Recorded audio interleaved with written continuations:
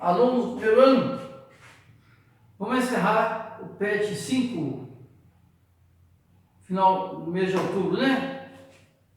PET 5, primeiro ano, semana 4. Nós vimos a evolução da astronomia, as leis de Kepler e Isaac Newton elaborou as leis que nós já estudamos, as leis de Newton, aplicamos, fizemos cálculos e ele aplicou a lei dele nesse movimento de planetas em torno do Sol e que vale também para qualquer astro no universo. É chamada lei da gravitação universal. Por quê? Porque todos os astros, estrelas, cometas, planetas, satélites, têm massa. E qual é a segunda lei de Newton? Quem tem movimento tem uma força atuando, F igual a m vezes A. Tem uma aceleração. E quando se tem uma trajetória curva ou circular, nós estudamos lá no movimento circular uniforme, né? Existe uma aceleração dirigida para o centro, centrípeta. Bom, usando as equações de Newton, ele dá para um dia demonstrar em sala. Chegou nesta equação aqui, ó, que entre massas existe uma atração. Uma massa atrai a outra. E massas menores, a força é muito baixa, não vai causar efeito. Mas em se tratando do universo, com massas astronômicas, aí a coisa se realiza. Newton descreveu a teoria da gravitação universal.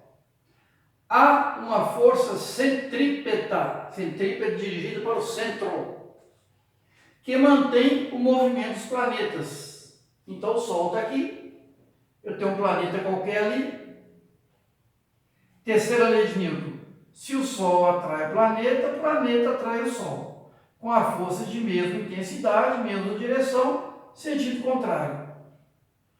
Esse movimento, essa força é que mantém ele constantemente girando em torno do Sol, sem escapar, sem sair da trajetória. É uma obra divina, claro que é. E constante gravitacional, 6,67 vezes 10 elevado a menos 11.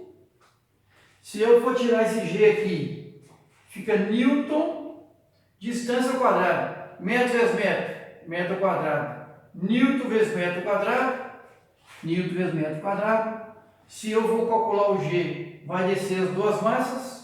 Massa no sistema internacional é quilograma, quilograma vezes quilograma, quilograma ao quadrado. Quilograma ao quadrado, essa é a constante da gravitação universal. Muito interessante, em livros já vimos que tem coisas que são enigmáticas, né? E muito bem interessantes. O elétron gira em torno do núcleo do átomo. E o elétron tem uma massa muito baixa, mínima em relação ao núcleo. Se não tivesse uma atração também, força elétrica entre o elétron e o núcleo, o elétron não giraria em torno do átomo.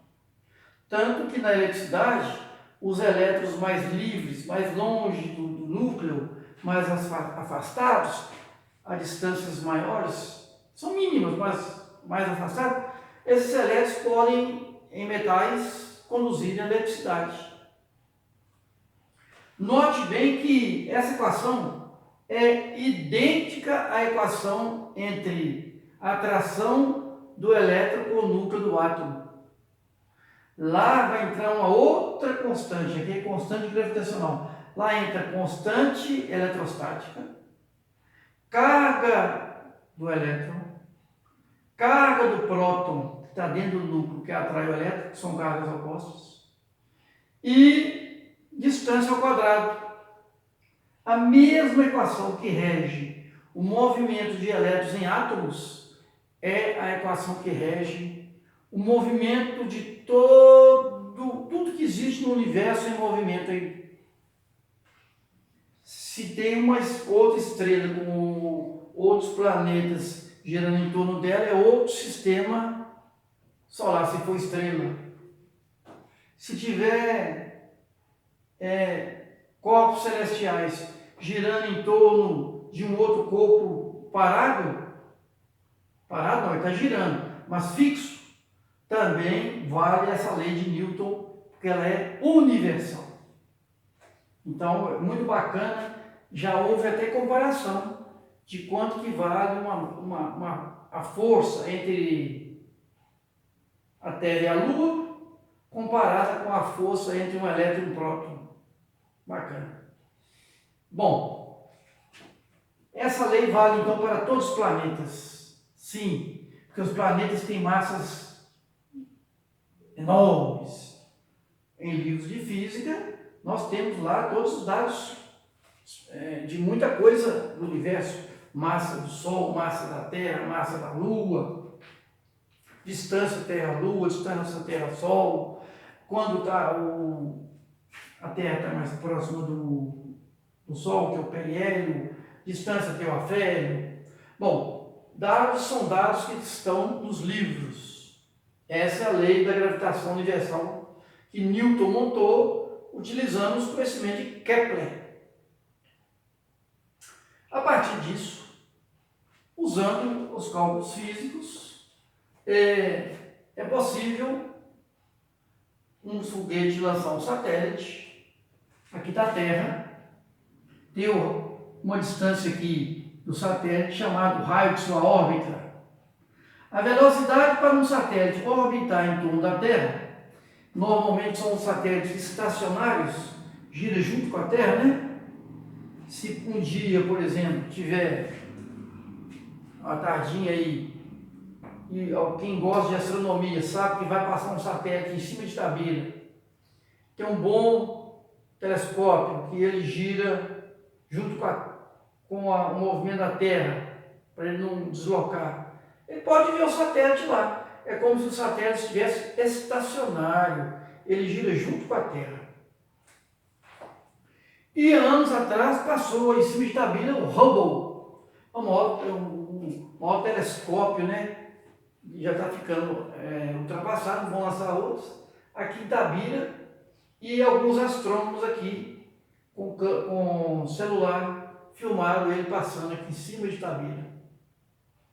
Bom, essa velocidade é a constante gravitacional, massa da Terra, não depende da massa do planeta. A gente pode ver isso em aula depois.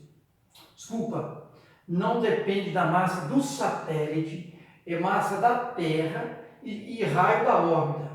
Lembrando que esse raio da órbita é o raio da Terra, que é daqui a aqui, mais a altitude que ele está. O raio da órbita é o raio da Terra, mais essa distância aqui, que é a altitude ali. Suponhamos, um satélite está a 400 km de altitude. Eu tenho que pegar, somar 400 km mais o raio da Terra e jogar aqui embaixo. Pegar a massa da Terra e essa constante e calcular essa velocidade que esse satélite vai orbitar em torno da Terra aqui. Ele citou aí que uma velocidade de escape é 7,9 km por segundo. Verificando no YouTube, em livros, a gente pode até calcular essa velocidade aqui. Velocidade de escape é quando o satélite consegue sair da órbita da Terra. É quando, por exemplo, os Estados Unidos ou um outro país lança um um satélite ou um equipamento que vai chegar em Marte, por exemplo, fazer estudos, aí é velocidade de escape. Mas essa velocidade não é de escape. Essa velocidade é para ele orbitar em torno da Terra. Dá 7,9 km a cada segundo. É chamada de velocidade rasante. Rasante porque ele está rasante ao planeta, está sempre girando junto com o planeta Terra aqui. E pode pesquisar aí no YouTube, aí no Google, quantos satélites estão aí operando nesse mundo afora. Bom, tendo esses dados aqui, essas informações, vamos aos exercícios. Número 1.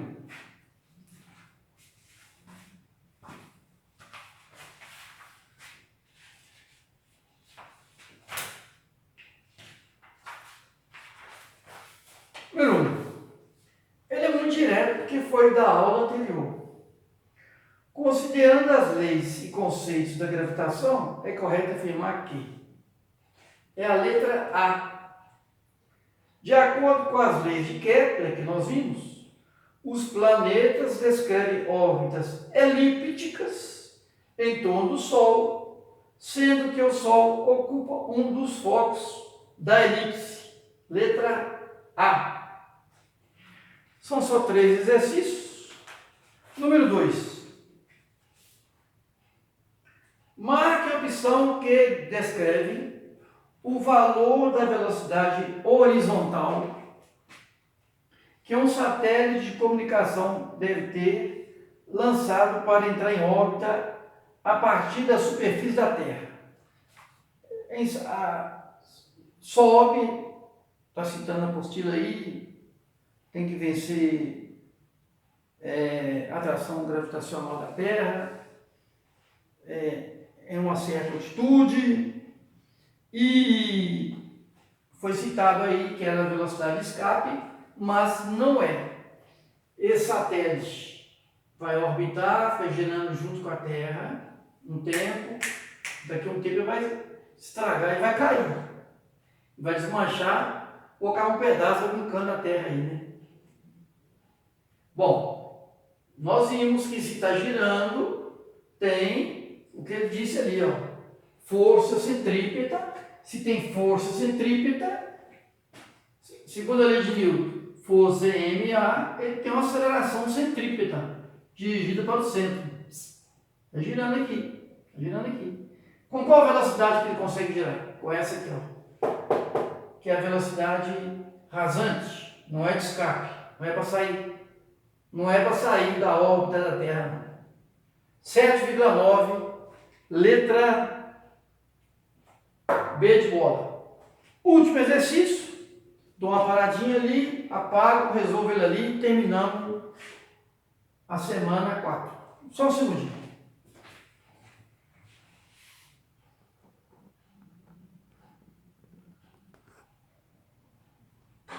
Bom, vamos terminar aqui agora.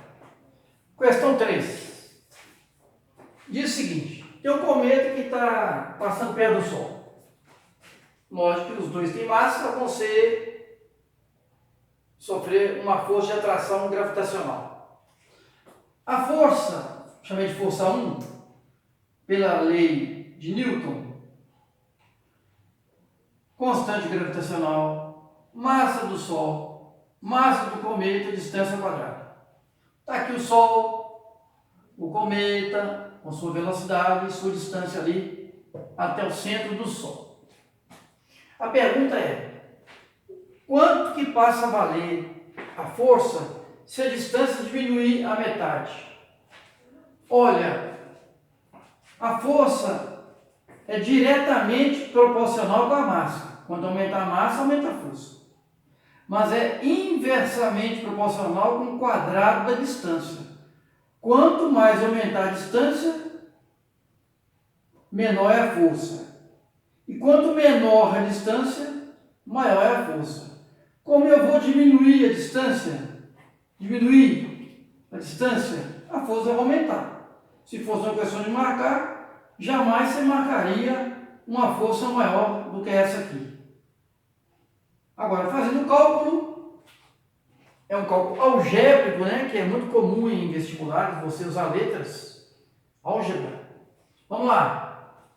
A constante é a mesma, as massas são as mesmas, e essa distância aqui, do cometa ao Sol, passou a ser dividir por 2, metade. Metade de D é D sobre 2 elevado ao quadrado. D ao quadrado é D ao quadrado. 2 ao quadrado, 4. Agora eu tenho uma divisão com uma fração. Qual que é a regra matemática? Você mantém o numerador e inverte a fração. Eu mantive o numerador, inverti a fração. Invertendo a fração, embaixo fica D ao quadrado. Qual que é? Eu tenho aqui um quarto, né? Um em cima, 4 embaixo. Qual que é o inverso de um 4? O 4 sobe, né? O 4 sobe e o 1 fica embaixo. Escrevi errado. O 4 tem que subir. O que eu posso pôr 1 aqui, né? 1 quarto. 1 fica em cima, 1 vezes D ao quadrado é D mesmo, e o 4 vai subir. Então, vezes 4. Tá. Jogando o 4 para frente aqui, ficou 4, G, massa 1, massa 2, D ao quadrado. Repare para você ver. Essa expressão aqui é igualzinho à força 1. G, massa do Sol, massa do cometa, distância ao quadrado. E esse 4 que estava embaixo passou para cima, está multiplicando. Significa que eu reduzi a distância e a força ficou 4 vezes maior. A força 2 é 4 vezes a força 1. Força 2 é 4 vezes a força 1. Dando, porém, a resposta, letra D de dado. A força inicial passa a ser multiplicada por 4. Letra D de dado. Tá aí, terminamos o PET 5. Vá fazendo a sua atividade de estudante, cumprindo sua carga horária, enviando os PETs para todos os professores, né? O ano está finalizando, outubro está acabando, novembro tem feriado aí, dezembro tem feriado. A hora é agora. Quem está deixando para depois, corre atrás. Avisa seus colegas, seus amigos. Vai enviando os PETs, enquanto estamos aceitando PET 1, PET 2, PET 3, PET 4, PET 5. Mas já tem uma tabelinha aí, até quando vamos aceitar PET 1 e 2, PET 3, 4 e 5. Haverá um PET em janeiro. Então, tem muitos meios de comunicação te ajudando aí, né? Tem a aula, se você quiser ver a aula no Estude em Casa, né? Da Rede Minas, da Rede Minas, na área de ciências, é toda quinta-feira, à noite no YouTube você pode assistir. E tem também muita gente postando coisas no YouTube aí. Vai em frente. Não deixa a peteca cair, não. Fica atento. Envie para todos os professores. Obrigado a todos pela atenção. Vamos torcer para essa Covid passar rápido, né? Sair a vacina. E que tenhamos um 2021 melhor que 2022, né? Um abraço a todos. Obrigado pela atenção.